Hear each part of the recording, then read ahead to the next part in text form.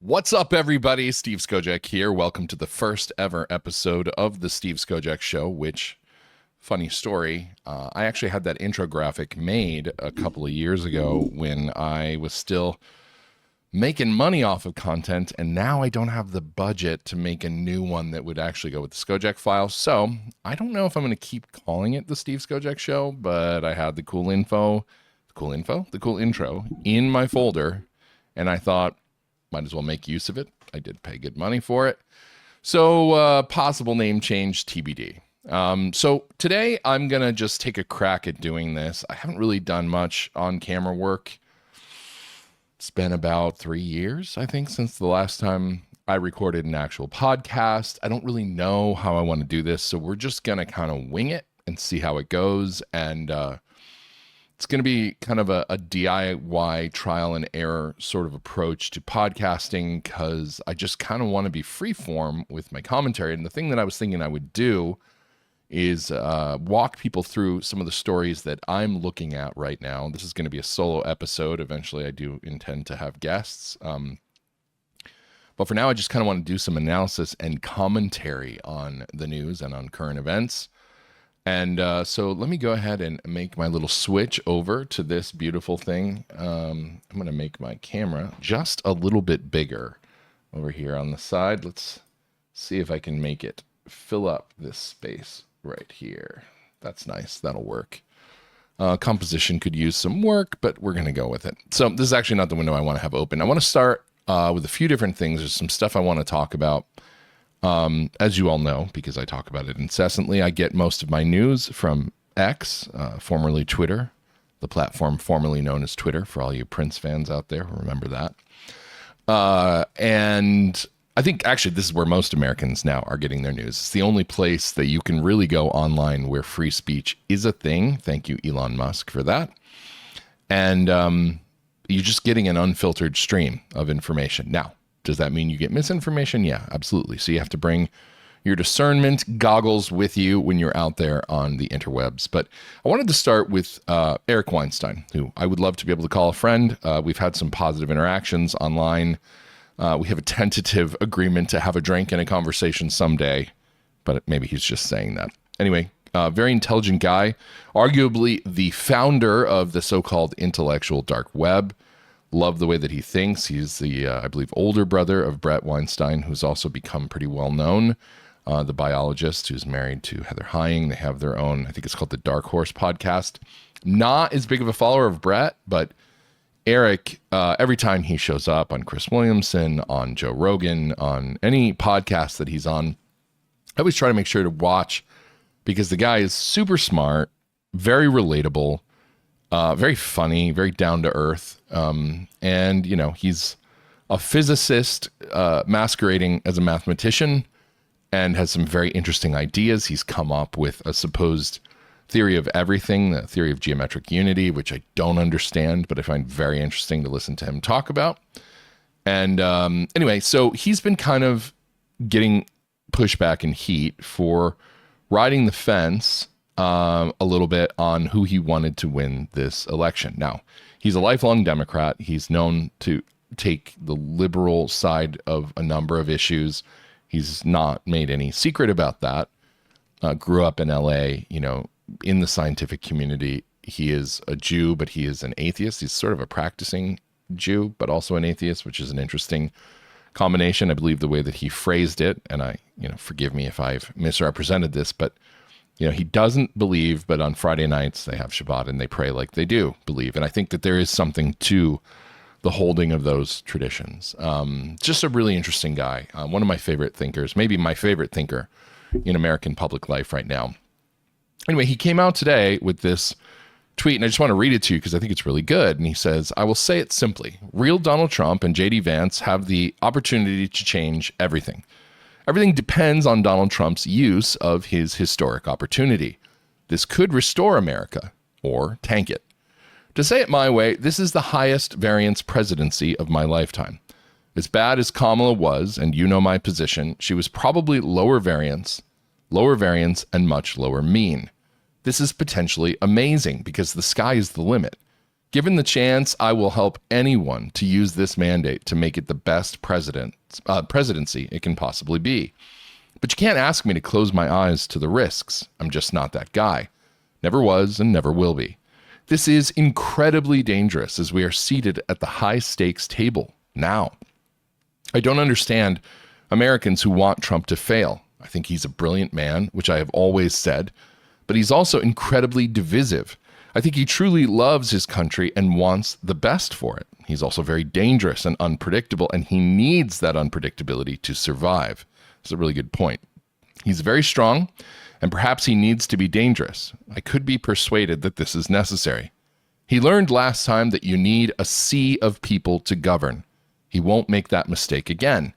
Am I optimistic? Yes, very. Am I deeply worried? Absolutely, very. Again, in my language, stop focusing on the mean. If I absolutely had to say what I am feeling with a gun to my head, I might say this is high mean, high variance, negative skew, high kurtosis. I don't know what any of that means, but I always assume with Eric that he's going to be saying something that I don't fully get. As a weather report, this is a low confidence forecast of an amazing spring day with a bit more than slight chance of apocalypse. I know, but bruh, are you MAGA? No. This is why we have more than one moment of distribution and not a simple binary. MAGA is a broad coalition that seats some people who I view as unworkable. I can't personally endorse a movement that tolerates that element in order to win, but I get along with plenty of MAGA people, and generally they get me. Most of them like me, understand me from podcasting, and don't need me wearing a hat. Lastly, you have no idea how desperately I want this to work. And it could be amazing. I think that it is likely, but with very weak conviction, as above. Here to help, this is more or less what I predicted. Nothing has changed. And word to the wise, mind the time before the inauguration. Don't take your eye off the ball prematurely. This was in response to a question saying, is he more optimistic about the country now than he was prior to the election? I think that last part is the critical part. Mind the time before the inauguration. Don't take your eye off the ball prematurely. I made a brief video on Saturday, just kind of walked outside. I was actually spent the whole day organizing our garage because when we moved in, we just sort of shoved everything in there and it's been a disaster. So took everything out, put it back in, cleared some space. It was a good cathartic exercise. But before that, I made a quick video and I just said, look, I expected, and I think many people expected, that after the election, if Trump won, that there would be riots. There'd be like 2020, it would be the summer of riots. There would be people marching in the streets and setting things on fire and violence and shops broken into and looting. And, you know, we've seen it all before. We all remember what the summer of 2020 was like. You know, mostly peaceful protests, right? That's what we called it. But I don't know how many people also remember that in 2016, when Trump won the first time, DC was burning. I mean, I think they'd set a limousine on fire. They were breaking into shops. This was all before the George Floyd riots sort of kicked in and kind of became crazy. And it was kind of a disaster. And so the rhetoric has been higher during this election season. They've amped up the fascist and the Nazi and the racist and the sexist and the rapist and the felon and all these accusations that they've been throwing at Trump. Many of which, all of which really are specious, let's be honest. But with that kind of rhetoric, with two definitive assassination attempts, plus something that kind of keeps flying below the radar about Iran having agents in the country that are also trying to assassinate Trump, you would think that it would be a more dangerous transitional time between election and inauguration. And it's been mostly quiet. There have been a couple of protests. I saw one in Chicago, one in New York. They actually did appear to be peaceful protests this time. Haven't heard about any violence, haven't heard about any looting, haven't heard about anything burning. And that makes me very suspicious, because when the thing that you're worried is about to happen doesn't happen, but you don't see any reason for it not to be happening, since it would be consistent with the pattern that you've been following for years, that raises a red flag. Patterns tell stories. And this is a story that has been consistent over time. So when you look at this, I floated the question to my audience, why do you think that this isn't happening? What's going on? And a lot of people said, oh, well, he won the popular vote. He has a mandate. He won by, 4 or 5 million votes. He won the Electoral College. Like, it's taken the wind out of their sails. I'm sorry. I don't believe that. I mean, I believe, correct me if I'm wrong, do your research and then come back to me. George Floyd actually died of a fentanyl overdose. I believe that's what I've read. Like, his heart was damaged. I mean, there was this whole drug-induced thing. So yeah, was there something that happened in the interaction with the police? Were they too rough? Yeah, it looks like it. But were they murderers? I don't know. But does that matter? Does it matter what his cause of death was in terms of what the consequences were? This protest movement, this violent and Antifa protest movement, and everything associated with it, Black Lives Matter, all of it, is very astroturfed. It's funded, it's organized, people are bussed in. There's, we had agents provocateur on site at the Capitol building on January 6th that were riling up the crowd. We've heard about this. There were federal agents.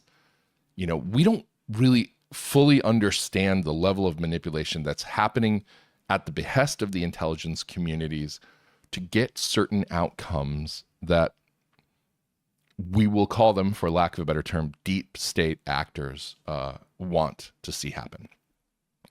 And I don't know what the deep state is. Like, people tell me, oh, the deep state doesn't exist. No, it definitely exists. I mean, you can see it across multiple firewalls throughout the government. I followed the UFO and UAP topic, and I actually have something to mention about that later.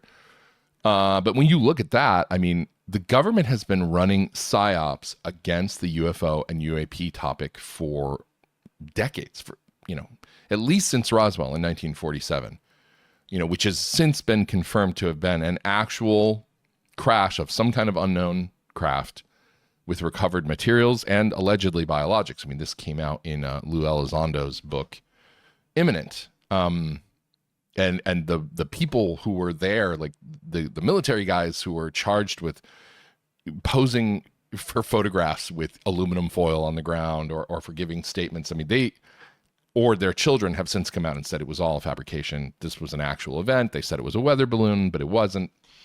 So the government has acknowledged this multiple times. There's actually something came out this week, and this is a digression, but I'm going to look for this right now as we're talking, because I think that this is a big deal, that the Navy actually acknowledged that they intentionally tried to stigmatize the whole UFO thing. I don't know if I can find it real quick and talk at the same time. Maybe I need some elevator music.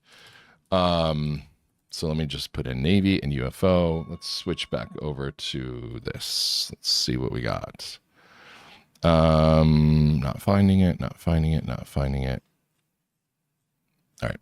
I don't know where it is. But there was something that said, that was recently declassified through a Freedom of Information Act request, that said that the Navy had intentionally stigmatized UAP reports in order to make them harder to believe, to distract the public, to keep them off the scent of what was going on. I'm not going to find it right now, so that's fine. I meant to have that clip prepared, and I failed you. I failed you terribly. So the government has these deep state actors within it. Sometimes they're power players that you've probably heard of. I think many of them are probably high-ranking intelligence community officers. We've had members of the intelligence community come forward to act as whistleblowers and then immediately get threatened. Their families get threatened. With violence or with death. I'm not just talking about lawsuits. And David Grush, who came out last year and gave testimony to Congress about what he saw while working in the Pentagon and investigating the whole UAP crash retrieval program thing. I mean, he said that he and his wife are threatened, that people have been killed. It's serious. These are serious allegations being made, under oath by a career military guy who, was discharged after honorable service. Like, he has nothing to gain from making these kinds of claims and everything to lose. So, you see that there. You see the CIA conspiracies potentially surrounding the assassination of JFK, which, Donald Trump had refused previously to release the information about JFK that he said he was going to. And then he basically, implied that the CIA was directly involved. Actually, you know what? I think I can find this one. Let me see if I can find this for you, because this clip was really an eye-opener for me. And remember, I've been allergic to conspiracy theories for forever. But I think there's something going on here with the whole deep state. Why can't I find clips today?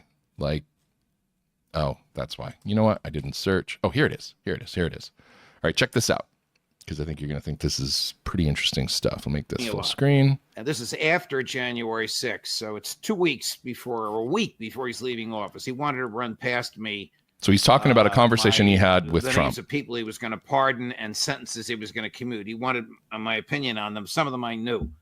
I said, "How you doing?" He said, "Not too well." And he went off into a tangent about what he thought happened with the election. I said, "You made a promise to the public many times and to me privately that you haven't kept." What? I'll take care of it right now. I said, "You promised you would release the records of the JFK assassination."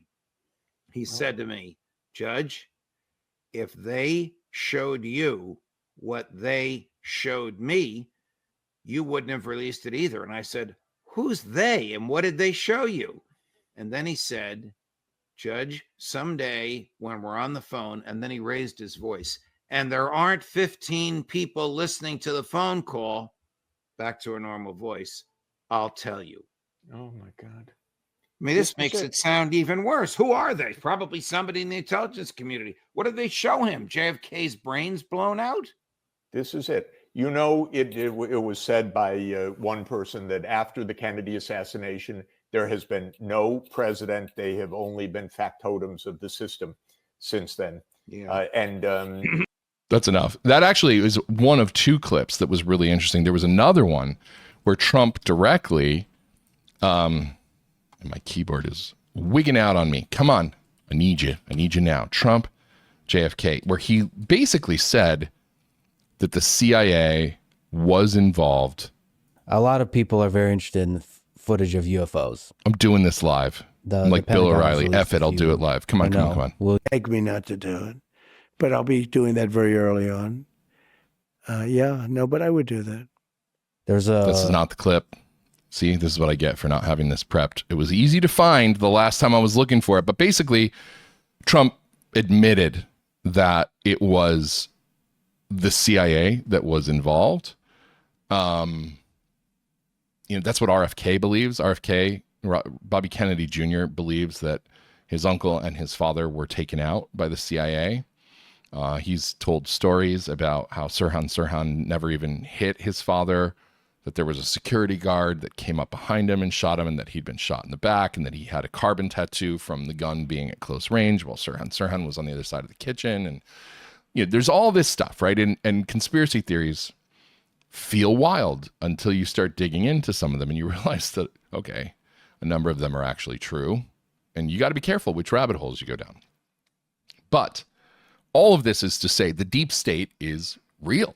There are actual actors within the federal government apparatus, within the military industrial complex apparatus, who act with impunity, who have no accountability for anything that they're doing. They're able to operate in the shadows. They have access to money.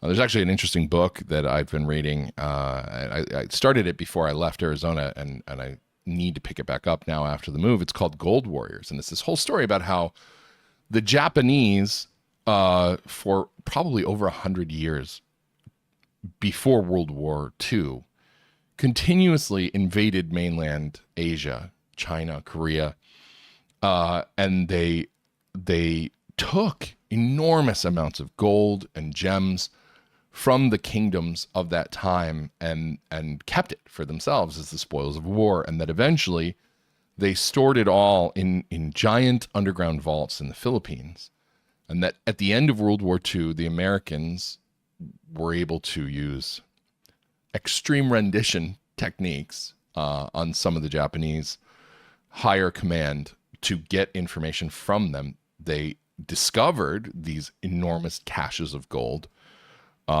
confiscated it all to the tune of hundreds of billions, if not trillions of dollars, and have used it ever since to fund black programs, to fund black ops, anything that they needed to do that couldn't have a paper trail or had to be plausibly denied. They had this slush fund of dark money. They used it to buy elections. They distributed it to over 150 different banks around the world so that it would be difficult to trace. They manipulated foreign elections with it, all this stuff. I mean, it's crazy the amount of stuff that our intelligence communities have been involved with. I mean, get chills actually just talking about it. So we know that this stuff is real and that it presents a problem. So to come back to Eric Weinstein's comment that prompted me saying all of this, you know, what's going on? Where are the riots? Where is the opposition? Trump is literally Hitler. Trump is a fascist. We're all fascists for supporting him. It's the end of democracy as we know it, all these things, right? That's just complete and total bullshit. But now the resistance isn't happening. And like a magician doing a trick, what is the other hand doing? What is the sleight of hand? What are we missing? What are we not seeing? And it's funny because I did a much, much shorter version of this video, under 60 seconds, where I was just saying, it's really odd, isn't it? What's going on? I don't understand why I'm not seeing what I expected to see. I uploaded it to X. I uploaded it to Instagram. And I uploaded it to TikTok. And I don't use TikTok a lot, but TikTok, I've been learning, just has phenomenal reach. A lot of people are on there. And I just thought, let's see what happens. If I put it out there, will anybody pick up on it? Will anybody take an interest in it? Well, immediately the post got flagged. I think it got taken down, and it was for supposed misinformation. And all I was doing was asking questions. Now, TikTok's association with ByteDance, which is a Chinese-owned company, and all the politics around that, I don't know. I don't know what to think. You would think that they would want more destabilization, doubt, and confusion about the security of American elections and deep state actors and all that, but it's hard to say. So it's interesting, though, to see where the censorship just kicks in immediately. And you just can't even ask questions in some places, which many of you discovered when you tried to ask questions about, the vaccines or about vaccine mandates or COVID policy or any of that stuff. I was definitely less aggressive about those things, when COVID happened, because I was talking to friends who are frontline medical workers, nurses, and ERs and things like that. And they're like, no, this is really bad. It's not fake. These are very conservative people who are like, this is for real. Like, it's dangerous. And so I was like, okay, I was willing to give the government some leeway to try to figure out what needed to happen and what was going on. But obviously they became very Orwellian and very deceptive, and Fauci is a criminal, and he was involved in the gain of function research that led to the lab leak and all this kind of stuff. So, but people who talked about that stuff online got censored, right? And so that was where the Hunter Biden laptop story, Trump being banned from Twitter, all these things that happened around that same time frame demonstrated the level of censorship that was going on from big tech at the provocation of the deep state, of big government. I mean, Trump was still in office, and he had his own intelligence agencies going out to social media companies and requesting that they silence speech that favored him and his policies, and eventually that, he got banned. So the Twitter files were huge. All this stuff comes out, and now, to come full circle back again, we're on X, and this is where we get the information that works. So Eric Weinstein says, word of the wise, mind the time before the inauguration. Don't take your eye off the ball prematurely. Something is going to happen. I don't know what it is. Now, the first thing that I'm concerned about is let's slip over to, here we go. Tucker Carlson. So Tucker tweets out. Comments are disgusting. Oh, come on. served Don't my play time. that video on me yet. Tucker says, what the hell's going on in the U.S. Senate? Hours after Donald Trump wins the most conclusive mandate in 40 years, Mitch McConnell engineers a coup against his agenda by calling early leadership elections in the Senate. 2 of the 3 candidates hate Trump and what he ran on. One of them, John Cornyn, is an angry liberal whose politics are indistinguishable from Liz Cheney's. The election is Wednesday. It's by secret ballot, and it will determine whether or not, this Wednesday, like the day after tomorrow. It's by secret ballot, and it will determine whether or not the new administration succeeds.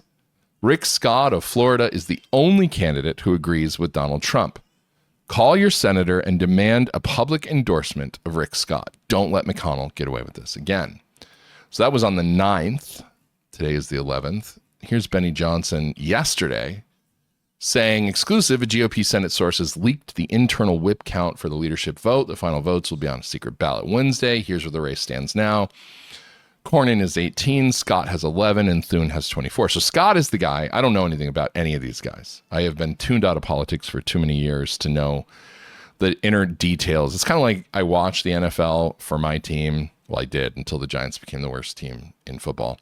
And I finally gave up a couple weeks ago. But, I don't watch college football. I don't get all into all the details. I don't do fantasy. I don't do brackets. I don't watch every game every Sunday. I just pay attention to the main thing that I'm interested in. And it's kind of like that with politics. I don't know these guys. They're not from my state. But Scott is the guy who everybody's saying is the most compatible with the Trump agenda. And so, of course, he has the fewest votes. And even people like Ted Cruz is voting for Thune. What's going on? That's apparently McConnell's pick as well. So I'm very curious what's going on. Vance voted for Scott, obviously.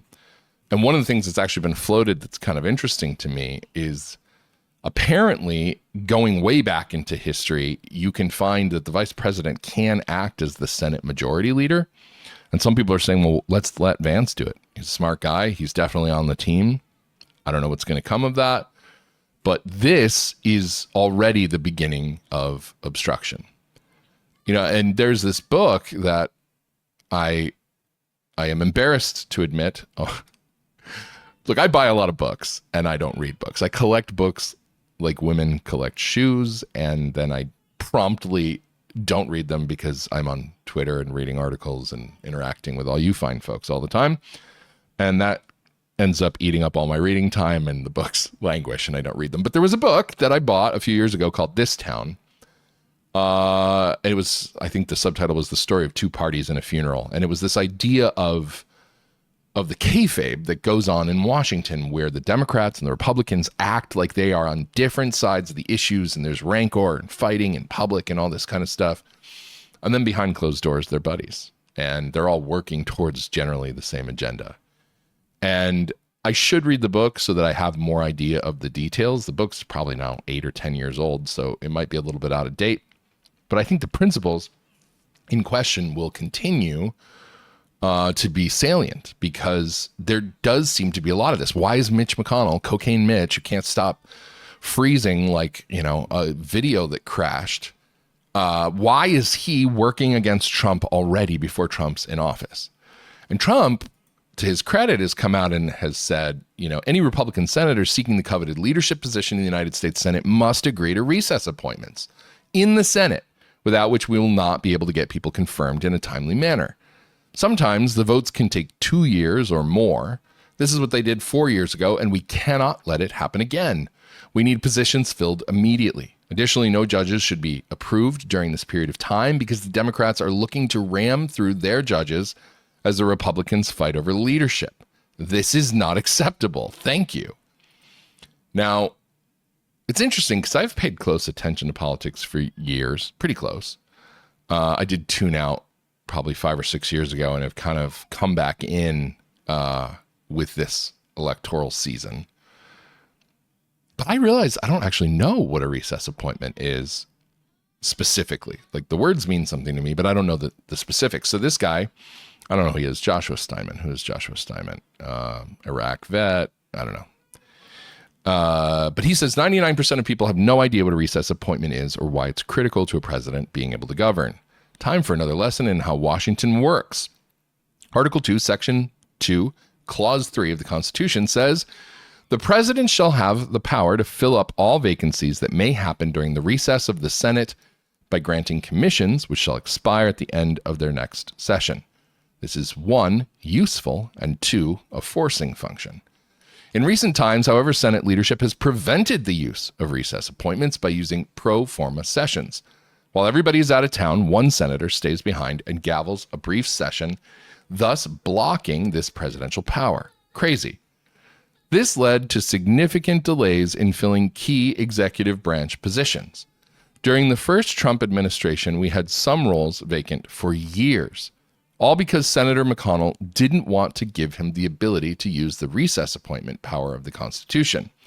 It therefore makes perfect sense that President-elect Trump would demand of new GOP leadership their adherence to the Constitution because elections have consequences. That's it. Do me a favor. Help spread the word by reposting. Well, I have just reposted your entire thread to a brand new podcast that approximately 50 people are likely to watch. So you're welcome, Joshua. So those are some of the stories that I'm looking at on the political front, but they're certainly not all. Let's close some of these windows so I don't accidentally open the wrong things. This was interesting. JD Vance is talking about this Sean Ryan. I think he's on with Sean Ryan. Is talking about what's going on with NATO and our support of NATO. Listen to this. This is crazy. Like, what is going on with our allies? The leader, I forget exactly which official it was within the European Union, but sent Elon this threatening letter that basically said, we're going to arrest you if you platform Donald Trump, who, by the way, is the likely next president of the United States. So what America should be saying is, if NATO wants us to continue supporting them, and NATO wants us to continue to be a good participant in this military alliance, why don't you respect American values and respect free speech? Excuse me, it's insane that we would support a military alliance if that military alliance isn't going to be pro-free speech. I think we can do both, but we've got to say American power comes with certain strings attached. One of those is respect free speech, especially in our European allies. Like, look, I'm not going to go to some backwoods country and tell them how to live their lives, but European countries should theoretically share American values, especially about some very basic things like free speech. Yes, absolutely. Absolutely, they should. You know, what is going on in the UK? What is going on with kids and old people getting arrested for putting their opinions on Facebook? Why is this happening? Why is Keir Starmer one of the worst people in the world? What is going on? Why are all of the Western liberal democracies turning to censorship and Orwellian bullcrap? I mean, you could theorize all day, but what are they trying to do? What do they want to replace it with? Do they look at North Korea and China and say, man, that's what we want? Just a humanitarian disaster where we treat everybody like garbage. We enslave people. We imprison them for dissent. Is that what they find appealing? That's the kind of government that they're into? Like, what happened to liberals wanting to just have, be libertines, be free to do whatever debauched things they want to do? Why do they want to control speech so much? The only thing that I can think of is they know that in a marketplace of ideas, which is something that we learned about when we were kids growing up, their ideas have no currency. Nobody's buying on the free market the principles of Marxism and deconstruction and Western liberal leftist progressivism. Nobody wants that crap. It's dehumanizing.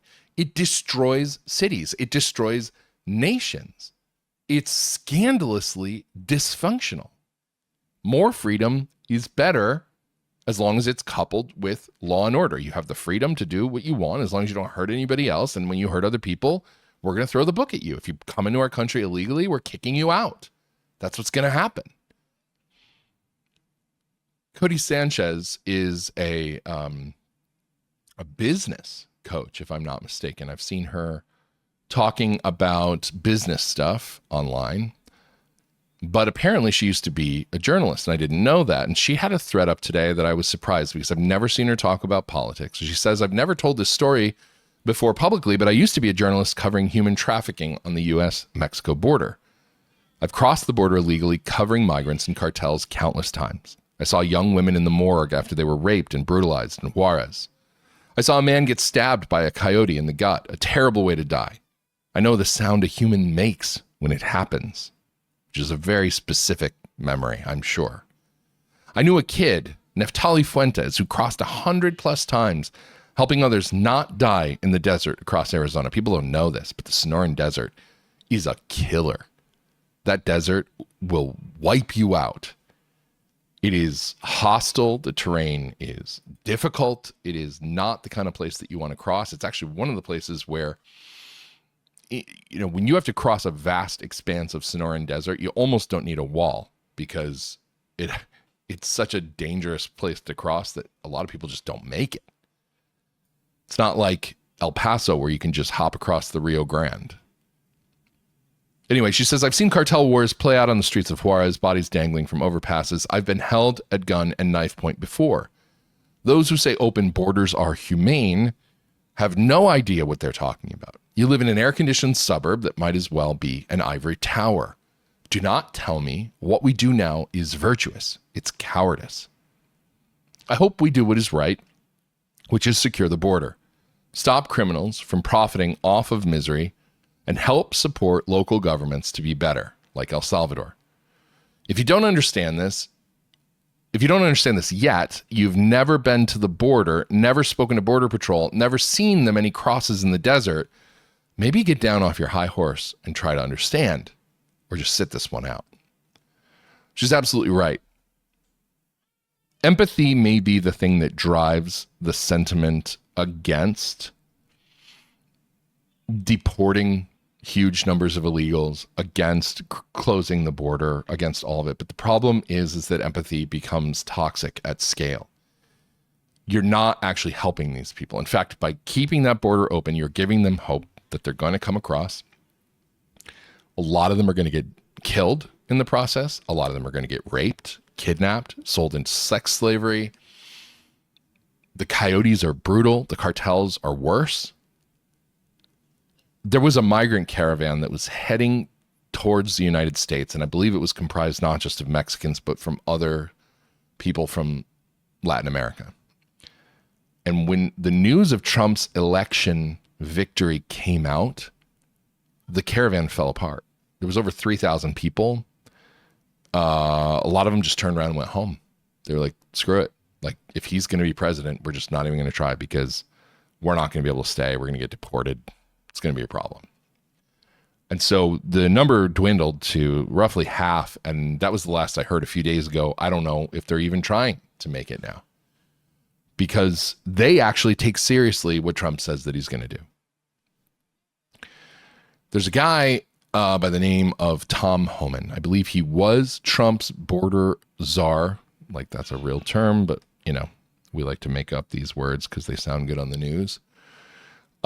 He worked for Trump before, and I believe he is in the running to be the pick again. And somebody put together these clips of him, and I never heard this guy.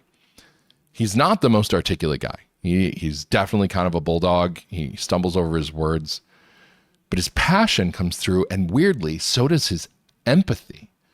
Like, there's this part in these video clips where he talks about how much he loves little kids, and like, you just get the feeling that it's hard for him to see what's happening to these kids who are crossing the border. It's not easy for him to see them separated from their families, detained and sent home. But the only way to stop this is to enforce the law. And I'm just going to ask you to sit through this with me. It's 4 minutes, but this guy is impressive. First of all, your comments are disgusting. I've served my country. I've served my country for 34 years. I find your comments disgusting as well. I've served my country for 34 years. And yes, I held a 5-year-old boy in my arms in back of that tractor trailer. I knelt down beside him and said a prayer for him because I knew what his last 30 minutes of his life were like. And I had a 5-year-old son at the time. What I've been trying to do my 34 years serving my nation is to save lives. So for you to sit there and insult my integrity and my love for my country and for children, that's why this whole thing needs to be fixed.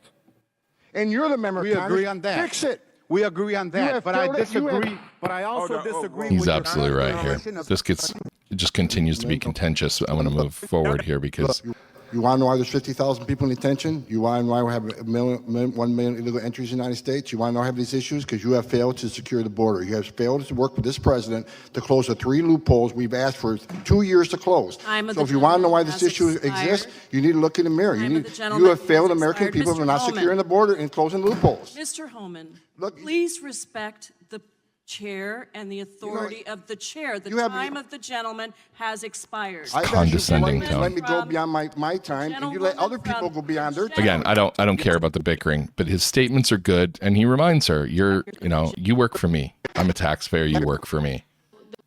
All right, let's move to this clip. So the recommendation of the many that you recommended family separation, I recommend a zero tolerance. which includes family separation.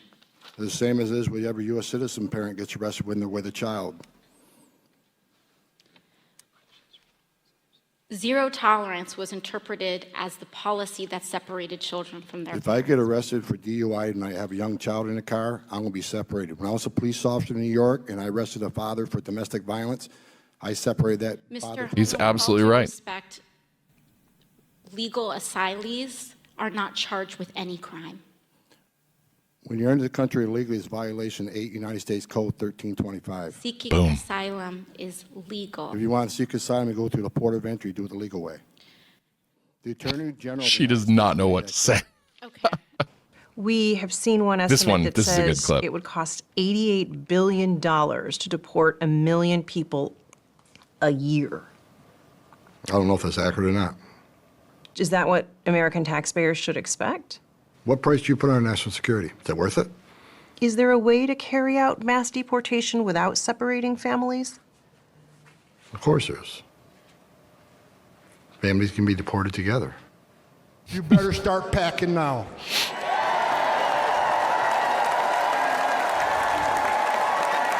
You're damn right. Because you're going home.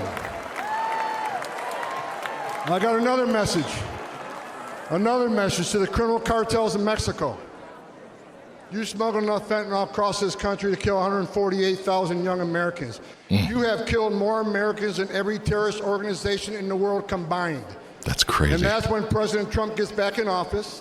He's going to designate you a terrorist organization, and he's going to wipe you off the face of the earth. You're done. You're done. Why would you release 5 or 6 I love it. female It's got to children happen. to one male sponsor? Why would you do that? So God help these children. God help these children. I love kids. And this administration, I don't want to hear another word about you being humane. You're putting children at risk. Record number of Americans are dying. Record numbers of migrants are dying. There's one guy who can fix this shit, and it's Donald Trump. Amen, brother. Look, I knew President Trump was going to run before you did because I had dinner with him in Las Vegas about 6 months before he announced. And we were having dinner, and he looked at me and says, Dom, I think I'm coming back. If I come back, can I get you to come back? I says, I tell you what, sir, I'm so pissed off, I'll come back for free. It's a great video. Colin Rugg, by the way, if you're on X, you should follow him. Get a lot of good stories from this guy. But that's Tom Homan. So, yeah, my understanding is that he is in the running to be the new head of the border czar, and I see that as a very good thing. Because something's got to happen. Can't let it continue to be the way that it is. And J.D. Vance made an interesting point the other day on an interview, I think it was with Tucker Carlson, where he said, right now the American people are polling as 65% of them want deportations. They want the border closed. They want people out. And it's true. I looked it up.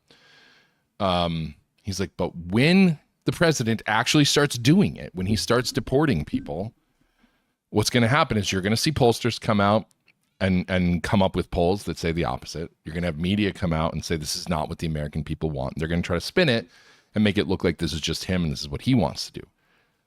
people want something to change. They need something to change. They recognize the strain that it puts on the economy. They recognize the strain that it puts on resources, on communities where these people are coming in by the thousands and taking over. They recognize that criminal elements, terrorist elements, state actors of foreign enemies. And Brett Weinstein, talking about Eric Weinstein and Brett, his brother in the beginning, documented a whole caravan trip through Mexico and into the United States. And he said that there were just enormous numbers of Chinese nationals of military age, young men, and they did not want anybody filming them. They didn't want anybody near them. We don't know who's coming in. And it's so obvious and so trite and so cliche to keep repeating the whole, you're not going to leave your doors unlocked at night, especially if you live in a bad neighborhood. If you lock your doors at night because you don't want just anybody to be able to come in, you want to decide who comes into your home and who does not, why should our nation not do the same? We have a process for legal immigration. If we could curtail the scale of illegal immigration, maybe we could do legal immigration reform. Maybe it shouldn't take 5, 6, 7 years for somebody to become a naturalized citizen. There are people I know who have gone through this. One of my best friends from college, his wife is Canadian. She went home for Christmas without realizing that her student visa, she was in the United States on a student visa, she hadn't realized it expired. She couldn't cross back into the country. It took, I think, over 2 years for her to be able to come back into the United States legally because her visa had expired. I mean, there are legitimate hardships on people who do this legally. My wife is the daughter of Chinese immigrants who both, came over here and went through the legal process and became citizens. And legal immigrants don't want illegals cutting in line. They don't want that to happen. Why should everybody else get a free pass when I had to go through the correct channels to make this happen? My father-in-law, rest in peace. I mean, he came over here at 14 without his parents. He worked when he was, I think, 16 or 17. He enlisted in the Navy. He wound up deployed during the Korean War. He served his country. He became a citizen. And that's what you do. And he's proud of it. He was proud of it until the day he died. So it has to happen. And it's just a question of when. So moving on to other stories, because I'm going to wrap this up here shortly. I think this is the last one I want to talk about today. My email is not loading. Isn't that great? When I load and I have a white screen, it's like I get a whole new light on my face. All right. Sun's getting real low, big guy. I am in an office that is not set up for podcasting. I don't have soundproofing. My kids are playing outside the door loudly. If you pick them up, that's what's going on. It's hotter than hell in here because I usually have a fan on, and the sun beats through this window over here right in my face. But these are the challenges of doing things on a bootstrap budget. All right, so let me switch back to my screen here because the UAP Disclosure Fund, which I signed up for their mailing list a while back, reminded me this morning that there is another hearing on UFOs and UAPs. Do you guys know the story behind UFO and UAP? I know I've mentioned it in articles. I don't know how many people actually read those articles, but it used to be called UFOs. And then Jay Stratton, who was the head of one of the task forces in the Pentagon, said, you know what, we need to change the name on this. And number one is because there's a negative stigma around UFOs, which has a lot to do with intentional government misinformation campaigns like Project Blue Book. Have you ever heard of that? That came out in like the 40s or the 50s after Roswell. Project Blue Book was actually a government psyop that was designed to feed misperceptions about UFOs. They put a lot of cases out there that were easily debunked, then debunked them, and through a process of debunking things over and over but hiding the real cases, they actually convinced the public that this was nonsense, it was mass hysteria. And it came out later that this was a misinformation campaign that was designed to cover up whatever it was that was actually going on behind the scenes. So there's been this stigma around UFOs, and particularly among military fighter pilots. They have the most encounters. Naval pilots more than Air Force. Something to do with the oceans seems to be related to all this for reasons we don't fully understand. But it's naval pilots who see these things the most.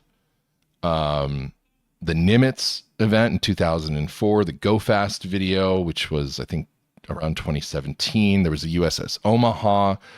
sighting of the transmedium vehicle that was flying, and then it went down into the water under the ocean, and they were tracking it on radar. The gimbal video, which was also, I believe, off the East Coast of the United States a few years ago. These are all Navy videos. I don't think I've ever seen an Air Force video.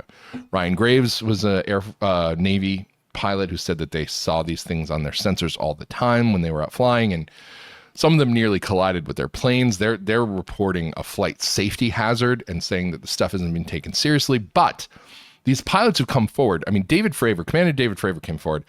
That guy is Top Gun, like the movie Top Gun. Like, he's the real deal. Like, he's what Tom Cruise was in the movie. That was his job. He was an FA-18 Super Hornet pilot. Top Gun trained, was like the third ranking guy in his battle group. And he was the one who was first on the scene with the Tic Tac UFO off of the coast of San Diego in 2004. These guys come out at serious professional risk, because within the military, reporting this stuff up the chain of command get you mocked, get you demoted, get you taken off of flight duty. You have to be psychologically sound in order to be considered for active duty. And so a lot of these guys they'd hide it. They wouldn't talk about the stuff that they saw.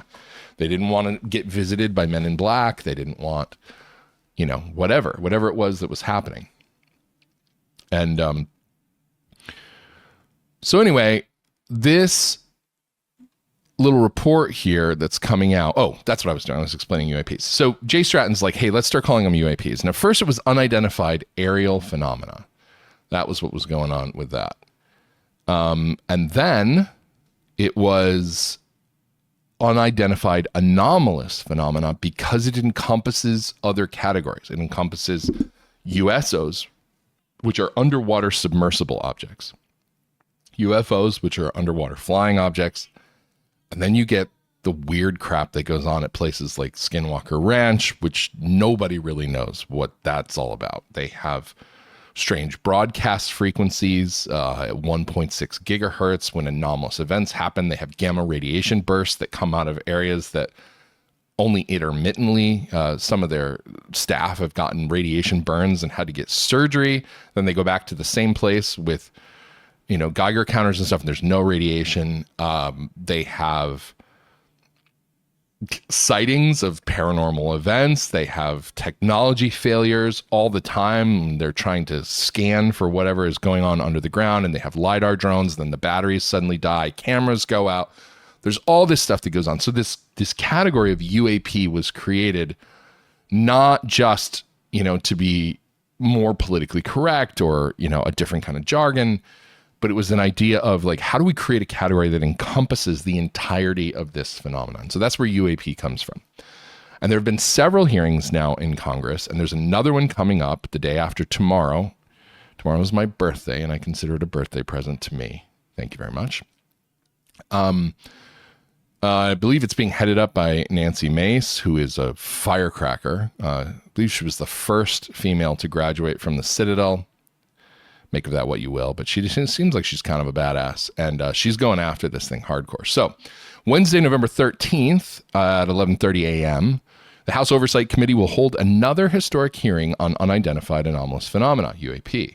This marks the second House hearing on UAP in as many years and is expected to provide compelling testimony to help members of Congress better understand the significance of UAP transparency and clarify specific issues that require ongoing investigation. We commend lawmakers for their continued effort in pursuit of the truth. And the witness list includes Dr. Tim Gallaudet, Rear Admiral, U.S. Navy, retired. He's an interesting guy. We're going to talk more about him.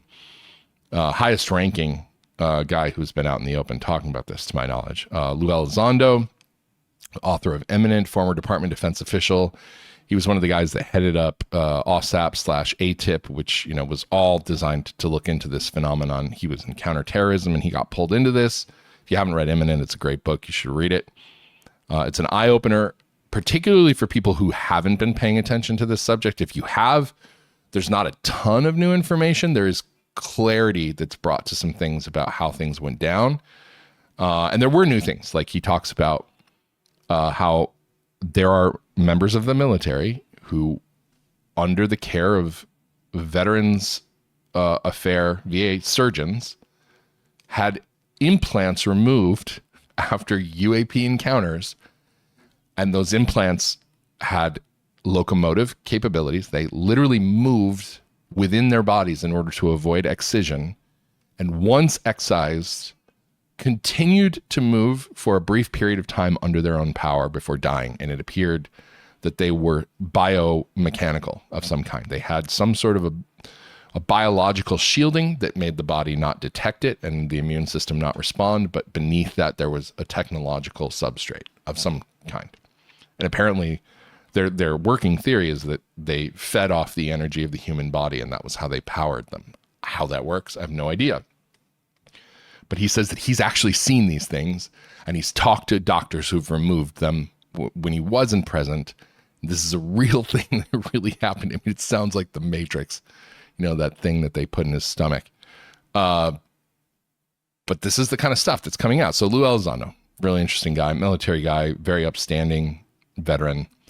Michael Gold, who is a former NASA administrator of space policy and partnerships and a member of the NASA UAP independent study team. And Michael Schellenberger, the founder of Public. Michael is an investigative journalist. If you don't know him, he was involved in the Twitter files. He's done a lot of investigative journalism on big explosive stories, and he's been all over this. And then there's also a Senate reception for lawmakers, congressional staff, thought leaders, and media. Blah, blah, blah, blah, blah. So is anything new going to come out of this? I don't know. Probably not. But I think it's good to constantly be getting this stuff in front of the public. I mean, that light looks terrible, but without it, it's really getting dark. I need to get some lighting set up in here. When I started this, the sun, I already talked about that. Anyway, so the drumbeat, the steady drumbeat matters because what's happening is they're breaking down the stigma. There was a stigma within government, a stigma within military. There's also been a stigma among the public. Like, you can't watch a news segment on any channel except for News Nation where they talk about these UAP hearings without them playing the gosh dang X-Files theme music. I mean, and I have the X-Files poster on my computer, that sticker, I want to believe. It's, if you were looking at that, it's not just an Easter egg, it's been there for a while.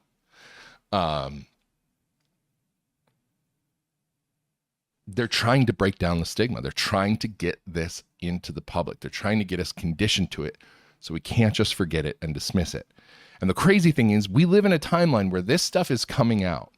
We're highly reputable, highly credentialed guys with and girls, because there have been female pilots as well, who have a ton to lose and nothing to gain, are coming out risking career and reputation and everything just to let the public know there are black programs going on that involve retrievals of crashed UAPs and biologic retrievals from their occupants. And these programs exist. They're being reverse engineered. They're being given to defense contractors. They're being used to create new weapons. We don't know the full scale of what's going on because it's so secret. It's protected on a legal basis by an NDA. That's where it starts, right? But then it goes to violence later. But these NDAs are intense as well. They're basically, my understanding of the way it works is they'll go to people before they hire them into these programs, and they'll say, hey, you just graduated, with a physics degree from this, prestigious university or whatever, and it's going to be a while before you get to make a difference. How would you like to work on the most exciting, most interesting physics problems that are out there in the world? Oh, yeah, I would love to do that. That's incredible. What does it involve? Well, we can't tell you until you join up. And when you join up, you're not going to be allowed to talk about it because it's super duper secret. But it's wicked important. Think Manhattan Project important. Nobody could talk about that either. But it was hugely historically significant, and it turned the tide in the war, or definitively ended the war. So this is like Manhattan Project stuff. Do you want to get on board? Well, yeah, that sounds incredible. I can't talk about it ever. No, not to anybody. Well, but I'm working on the most advanced cutting edge physics stuff out there. Yeah. Okay. Sign this NDA. And by the way, if you break it, we'll destroy you. That's level one. That's how that happens. Level two is they just threaten you, threaten your family, leave clues inside your house showing you that they can get to you anytime, that they know where you are, that they know where you live, that they know what your schedule is. There's a lot of crazy crap that goes on around this stuff. And I'd like to tell you a story. I've written about this before, I think, but I'll tell this story, and I'll tell it with the requisite grain of salt, because there's no way to know exactly what happened here. And the person who told this story to me, I think would be extremely reticent to come forward with the story. He didn't tell me I couldn't tell it. So I'm going to go ahead. I have a friend who works for the federal government. And he works there in the domain of public health. Pretty high level guy. Has a military background himself and a legal background. And he works with a lot of physicians that are specialists in their fields, because they help to determine the parameters of public health policy. They come in, they meet with government officials, they're the experts on epidemiology or, whatever it is that the government needs to talk about with the public or form policy around.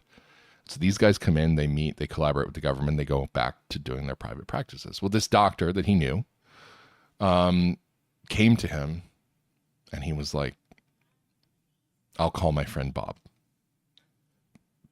He was like, Bob, I don't know what I should do. He's like, these guys came to me and they said they were with the government, but they wouldn't tell me what branch of the government they were with. And they asked me if I would be willing to examine some biological materials that could be related to extraterrestrials. This story was told to me several years ago, so this is a deep paraphrase here because I don't remember the specifics of the conversation, sort of the broad strokes. So there might be some details off a little bit. But they basically told this guy, hey, we may have aliens and we're not sure. And you're an expert on whatever the guy was an expert on. And we think you have the expertise to be able to make a distinction here, a scientific study of this, and tell us what we're actually looking at.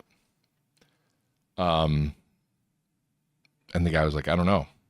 And they were like, well, think about it. It's super secret. We can't tell you where it is. We can't tell you anything else until you sign up and get on board. Yeah, same old NDA, all that stuff. So the guy goes to my friend and he's like, Bob, I don't know. This is sketchy. I don't know if somebody's pranking me. I don't know if this is a setup of some kind. I don't know if somebody's, I don't know. It feels weird. It feels really weird. I don't really know that I believe in this stuff. And my friend was like, yeah, you should probably not do that. Probably not a good idea. There's a lot of sketchiness around this, and it's dangerous. Well, a few weeks later, my friend calls me, and he's like, so the doctor decided to do it anyway, and now he's missing. I was like, what? He's like, yeah, nobody knows where he is. Actually, no, I think it was like 6 months later he told me this. He's like, nobody knows where he is. His wife doesn't know. Nobody's seen him. And he's just like gone. And I was like, what? And it was a crazy story. And this particular friend of mine is a purveyor of crazy stories. There's embellishment, but most of them are basically true. And I didn't really know what to make of that. And then he came back to me at least another 6 months later. It'd probably been a year. And he says, so you remember that doctor that I told you about? I'm like, yeah. He's like, well, he finally turned up. I was like, really? Where was he? And he's like, he doesn't know. He has no memory of where he's been for this entire past year. He has amnesia, doesn't know what happened, where he was, what he was doing. I can't remember if he said if the guy even knew who he was. It was just gone. Now, This is a secondhand story I got from my friend. Could be true, might be not. This is a guy I've been friends with for over 20 years. He wouldn't lie to me about this, even though he likes, fish stories and the fish always get bigger. I don't think he was making it up. He actually seemed genuinely kind of freaked out by it. But these are the kind of stories that you hear when you start digging into this stuff. And there's records of so many people having weird encounters for decades and decades and decades. And now you're getting these high-ranking guys who are coming out and saying, you know what, this is actually real. Like, this is real stuff that's really going on. Yes, they're really threatening people. Yes, they really, bind people with these military strength NDAs, or even they we know from like the MK Ultra program that was run by the CIA, where they used psychedelics and various drugs on unsuspecting citizens and members of the military to try to see if they could basically turn them into, you ever see that movie Captain America Winter Soldier, where Bucky Barnes was Captain America's like best bud when they were growing up, and then he ends up becoming a super soldier as well as Steve Rogers. They both get the super soldier serum. He gets like this, robot arm, but they brainwash him. I think the Russians get a hold of him. They brainwash Bucky Barnes and they turn him into a sleeper agent, where if they give him the right key phrases, they activate his programming and they can just send him to go assassinate people. That's basically what MK Ultra was.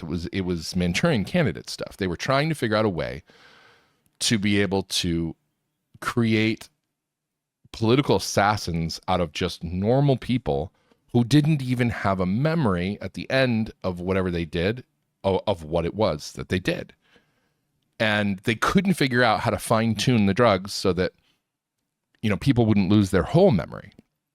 They could actually get them to do some of the stuff that they wanted them to do, but then they would just forget everything. They would forget who they were and where they were from, and they would lose huge chunks of their memory. But they were really tampering with people's minds and with their psychology. I mean, you can look up MK Ultra. It's been declassified. It's a real program. I doubt it ever stopped. It probably just morphed into something else. But I've talked to people, who were in military intelligence stuff. We have so many weapons and tools in our toolkit that nobody ever hears about. Scary crap, And so now these guys are coming forward at a clip that makes it really difficult to deny. So enter this press briefing, or this congressional briefing that's going to happen. And one of the guys who's going to be testifying is Tim Gallaudet. So let's talk about who Tim is first, because it's important. Tim Gallaudet is an American oceanographer and retired Rear Admiral in the United States Navy. He worked for the U.S. Department of Commerce, the acting Undersecretary of Commerce for Oceans and Atmosphere, and acting administrator of the National Oceanic and Atmospheric Administration, known as NOAA. As of 2024, he's the CEO of Ocean STL Consulting and hosts the American Blue Economy podcast. So it mentions that he's part of the UFO community. That's fine. But this is a high-ranking guy. He was a Rear Admiral. His naval service, he was the oceanographer of the Navy and commander of the Naval Meteorology and Oceanography Command. He has experience in weather and ocean forecasting, hydrographic surveying, developing policy and plans to counter illegal, unregulated, and unreporting fishing, and assessing the national security impacts of climate change. He also served for 2 years aboard the USS Kitty Hawk, where he was officer of the deck and meteorology and oceanography division officer. Later program manager for anti-submarine warfare and commanding officer of the Naval Oceanography Special Warfare Center. In this role, he established the first Navy SEAL program for unmanned aerial and underwater vehicles and other sensors to detect and locate enemy forces. He also served on the Chief of Naval Operations staff as Deputy Navigator for the Navy. This guy was not nobody. He was kind of a big deal in the military. And now he's coming out and he's saying things like this. Let's not disclose the classified information technology-wise that we're learning about UAP. I'm okay with that. We don't want that to go to the American public or our adversaries. But the American public has a right to know the new nature of reality we know. And that the Defense Department and the intelligence community has realized and has evidence of. That's not fair to the American public or the global citizenry at large. So I think this is what has to come out. let's not disclose the So classified that's Tim information making a brief comment, but he apparently already released his testimony in advance of the congressional hearing. Now, I don't know if that was an insurance policy, but here it is. And I'm going to just go ahead and read it. Now, I'm reading this for the first time right now. I haven't read this yet. It's a little bit long, but it's story time. I'll use my best audio narrator voice. Okay, so here it is. Gallaudet's testimony. Chairwoman Mace, Chairman Grothman, ranking members Connolly and Garcia, and members of the committee, thank you for the opportunity to testify before you regarding unidentified anomalous phenomena, or UAP. Confirmation that UAPs are interacting with humanity came from me in January 2015, when I was serving as the commander of the Naval Meteorology and Oceanography Command. At the time, my personnel were participating in a pre-deployment naval exercise off the U.S. East Coast that included the USS Theodore Roosevelt Carrier Strike Group. This exercise was overseen by the United States Fleet Forces Command, led by a 4-star admiral who also served as my superior officer. During this exercise, I received an email on the Navy's secure network from the operations officer of Fleet Forces Command. The email was addressed to all subordinate commanders, and the subject line read in all capital letters, "Urgent safety of flight issue." The text of the email was brief but alarming, with words to the effect, "If any of you know what these are, tell me ASAP. We are having multiple near midair collisions, and if we do not resolve it soon, we will have to shut down the exercise." Attached to the email was what is now known as the Go Fast video, captured on the forward-looking infrared sensor on board one of the Navy FA-18 aircraft participating in the exercise. The now declassified video showed an unidentified object exhibiting flight and structural characteristics unlike anything in our arsenal. The implication of the email was clear. The author was asking whether any of the recipients were aware of classified technology demonstrations that could explain these objects. Because DoD policy is to rigorously deconflict such demonstrations with live exercises, I was confident this was not the case. The very next day, the email disappeared from my account and those of the other recipients without explanation. I told you I haven't read this before. It dovetails nicely so far with the story I just told you. Moreover, the commander of Fleet Forces and his operations officer never discussed the incident again, even during weekly meetings specifically designed to address issues affecting exercises like the one in which the Theodore Roosevelt Strike Group was participating. This lack of follow-up was concerning. As the Navy's chief meteorologist at the time, my primary duty was to reduce safety of flight risks. Yet it was evident that no one at the flag officer level was addressing the safety risk posed by UAPs. Instead, pilots were left to mitigate these threats on their own without guidance or support. I concluded that the UAP information must have been classified within a special access program managed by an intelligence agency, a compartmented program that even senior officials, including myself, were not read into. Last year's UAP hearing before this oversight committee confirmed that UAP-related information is not only being withheld from senior officials and members of Congress, but elements of the government are engaging in a disinformation campaign to include personal attacks designed to discredit UAP whistleblowers. For the remainder of my government service, including my time as Undersecretary of Commerce and NOAA Administrator, this incident disturbed me. It highlighted a dangerous culture of overclassification where even pressing safety of flight issues could be swept aside under the pretense of secrecy. Now, as a private citizen not bound by non-disclosure agreements regarding UAPs, I have become an advocate for greater transparency from the U.S. government and continue to speak out to validate the credibility of witnesses and other former government and military UAP whistleblowers. I do this for several reasons. First, there is a moral imperative. We know from last year's UAP hearing and recent statements and publications by credible whistleblowers that UAP, NHI, that's non-human intelligence for those following along at home, and their technology of unknown origin represent a new realization that we are not the only advanced intelligence in the universe. Are you catching that? It's a wall of text, but let's read that part again. UAP, NHI, non-human intelligence, and their technology of unknown origin, acronym TUO, represent a new realization that we are not the only advanced intelligence in the universe. Unelected officials in the U.S. government do not have an exclusive right to this knowledge about the nature of reality. The American people have a right to that knowledge. There is a public safety requirement for more UAP transparency.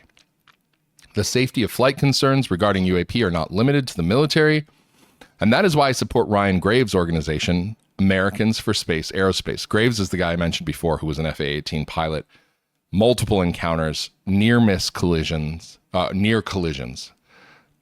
in the air while they were doing exercises. And he has founded this, I believe it's a nonprofit, that's designed to create a reporting structure around this because, in his estimation, it's just not even safe for our pilots up there. These things act with impunity and there's nothing. Our military cannot do anything about them because their capacities are beyond anything we understand. And so Graves is calling for legislation requiring for the FAA to establish UAP reporting procedures. There is a national security need for more UAP transparency as well. In 2025, the U.S. will spend over $900 billion on national defense, yet we still have an incomplete understanding of what is in our airspace and water space. I add the term water space because UAP have been observed in the ocean and are known to exhibit transmedium travel through the air-sea interface, which is a fancy way of saying they can fly in the air and go underwater and do it underwater at speeds that are technically impossible for any known human craft. Whether aerial or undersea, UAP are operating unhindered in our seas and skies, and American taxpayers have a right to know why our military's massive budget is inadequately addressing this national defense deficiency. Additionally, more government UAP transparency has the potential to yield socioeconomic benefits through increased open research. Our present understanding of physics is not capable of explaining many observations of UAP, and more research might lead to unimaginable advances in energy, transportation, medicine, agriculture, not to mention the paradigm shift that NHI represent in areas such as astrobiology, psychology, sociology, and international relations. Such research is the mission of Harvard University's Galileo Project, which I support as a research affiliate. That one is headed up by, what is his name? Ari. You know, getting old sucks. I'm going to be 47 tomorrow, and my memory is garbage. I used to remember everything. Steel trap. Anyway, let's continue this. Finally, and perhaps the most important reason, the failure of the executive branch to share UAP information with Congress is an infringement on the legislative branch that undermines separation of powers and may be creating a constitutional crisis. This is interesting because most of the presidents say that they're not really briefed on this, and if they ask, they're only given what seems to be partial information. The last president we're pretty sure got the full briefing on this would be George Bush Sr. because he was head of the CIA, so he had access to all the compartmented programs. The foundational issue is one of governance and public accountability. The continued excessive secrecy surrounding UAPs has not only hindered our ability to effectively address these phenomena, but has also eroded trust in our institutions and compromised the safety of both military and civilian aviators. While recent initiatives, such as the establishment of the All-Domain Anomaly Resolution Office, they love their silly acronyms, ARO, NASA's UAP study team, and research efforts by institutions like Harvard and Stanford are positive steps forward, they are only the beginning. A more comprehensive approach is urgently needed, one that acknowledges the broader implications of UAP transparency across public safety, national security, and the socioeconomic opportunities that open research could unlock. So that's that. This is not a whack job. This is not a fly-by-night guy. Oh, my room has gotten dark since I started reading that. It was a long piece of text. There's something going on here, and it's real. And I understand that many people in my audience have mixed feelings and mixed beliefs about this. Some of you are very interested. Some are not interested at all. Some of you think that the UAPs are demons. Some of you think that they're really something from somewhere else. Some people think that they're future humans that are coming back. I don't know what they are. I don't know what they are. I don't claim to know what they are, only that there are things happening that are not explicable through either solely spiritual terms. Like, for example, demons do not need aircraft. They do not engage using aircraft with fighter jets. They don't leave wreckage behind. They don't leave bodies behind. They don't drop. There's this thing that happens. So there's a belief among people who study this topic that at least some UFOs, UAPs, have what's known as an ablative coating on their hulls. It's, imagine like the layers of an everlasting gobstopper. You ever had one of those? You cut them in half and you can see there's different colors and they're layered, down to the center. So imagine this ablative coating that has layers on the exterior of a craft that allows it, for whatever reason, to either distort gravity or move at high speeds, but has to be sloughed off at the end of whatever its usage is, because it's essentially disposable. So there have been materials found at the sightings of UAPs on the ground sometimes. And it'll be like a pool of molten metal that has cooled, and they've sent some of these samples from these sightings have been sent to research labs, only to discover that, yeah, you know what this is? It's magnesium, but it's made up of isotopes that don't naturally exist within our solar system, have no known industrial application, and while technically feasible to make, would be exceptionally expensive to make, and to what end? Like, why would someone make an isotope of molten magnesium and leave it on a beach somewhere in Brazil so that a fisherman who happened to see a UAP walks the beach, finds this stuff on the ground, and is like, huh, and he packages it up and finds a scientist to send it to, and that scientist at Stanford has an advanced lab, and he looks into it and he's like, this is weird because I can't explain why this isotope exists. So strange stuff like that is what happens. So we don't know what's going on, but we know that a purely spiritual explanation does not suffice. There's something corporeal here. There's something physical. There is something that is technological. They jam radar. They move at incredible rates of speed that we don't know how it's possible. They have instantaneous acceleration to velocities that shouldn't even be possible in atmosphere, tens of thousands of miles an hour. Commander David Fravor had the Nimitz encounter with the quote unquote Tic Tac UFO, which is called that because it looked like a Tic Tac. It was a white lozenge shaped vehicle. It was about the same size as his plane. So probably about, I don't know, those planes are bigger than they look. I don't know exactly how long they are, 20, 30 feet long.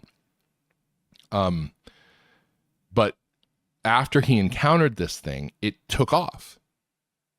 And he said, the SR-71 at the time was the fastest declassified aircraft in the known world. It could make it set a record flight time of New York to LA in a little over an hour. It was an hour and a half. So 3,000 miles in an hour. And it's crazy speed. I think it did Mach 3, Mach 4. I don't remember what its top. Maybe it was Mach 5. I'm terrible with facts. That's why I should have more prepared stuff in front of me. But very, very fast. You can go to the Smithsonian Museum, the Air and Space, the Udvar Hazy Museum in Chantilly, Virginia. They've got the SR-71 Blackbird right there. When you walk in, they've got a plaque that talks all about it. He said, even that, at full speed, which it takes a while for it to get to full speed, he's like, you would watch it and it would disappear over the horizon for a period of time. Like you would see it receding into the distance, getting smaller as your perspective, on distance transpired. You would see it getting smaller as it went away. He's like, this thing was just gone. And he's like, and then I get a call from the radar operator off of the Princeton, and he's like, Commander, you're not going to believe this. He's like, but that thing just popped back up on radar at your cap point 60 miles away. And oh, by the way, that cap point was classified. It was non-broadcast. Only the pilots and the command deck of the Princeton knew where the cap point was. And this thing popped up there as if to say, hey, I knew where you're going. I'm already there. And I know everything, and you can't beat me. Very, very interesting, very weird stuff that doesn't fit in spiritual terms. So there's something going on here that we don't understand. And when you begin to spend time researching, reading, watching the interviews with these guys, Tim Gallaudet, this guy is non-crazy. Like, he is 100% an accomplished career military officer, scientist, sharp guy, has not lost a step. These guys, they're the real deal. Like, there's no point in them making this stuff up. It does nothing for them. If anything, it makes people distance themselves from them. You know, after having distinguished careers, what good does that do a guy? Why would he do it? It doesn't make any sense. So UAP hearing happening this Wednesday. I don't know if there will be anything new, but what I do know is that it's a pretty cool time to be alive. There's some weird stuff going on. So Trump is president. We've got this super ticket mega coalition going on around him, which is pretty neat. You have Vivek Ramaswamy, J.D. Vance, Tulsi Gabbard, RFK Jr., Elon Musk. It's kind of a brain trust. And I have a feeling some good things are going to come from it, so I'm excited about that. Yeah, that's all I got. It looks like I have now been recording for an undisclosed period of time because it doesn't tell me how long. So I think it's been enough for episode number 1. These will get better as we go. I'm rusty. I'm kicking the rust off. I wasn't ready to ship. I just decided, you know what? If I don't record, I'm just never going to record. So we start here. We build on it. Thanks for watching. Thanks for listening. I'll see you next time. I'm Steve Skojec. This has been episode 1 of the Steve Skojec Show. Should we play the cool intro again as we go out? Let's do it.